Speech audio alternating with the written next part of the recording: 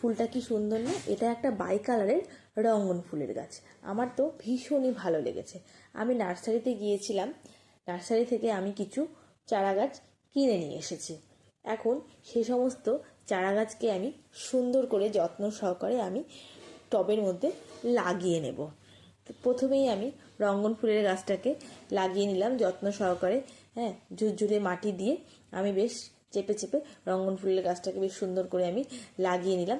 তারপরে আমি এরকম একে একে প্রত্যেকটা গাছকেই যত্ন সহকারে টবের মধ্যে লাগিয়ে নিলাম। এখানে আছে দুখানা রঙ্গন ফুলের গাছ, দুটো জবা ফুলের গাছ, গন্ধরাজ ফুলের গাছ, 12 মাসে শিউলি ফুলের গাছ, আর একটা বাগান বিলাস ফুলের গাছ। এগুলো আমি নিয়ে এসেছি।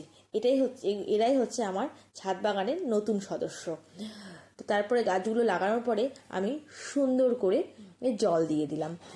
আপনারা যখন গাছ লাগাবেন তখন গাছ লাগানো হয়ে গেলে আপনারা অবশ্যই কিন্তু একটু করে জল দিয়ে দেবেন। আমার গাছ লাগানো হয়ে গেল, জল দেওয়া কমপ্লিট। তো আজ তাহলে ভিডিওটা এখানেই শেষ করছি। টাটা।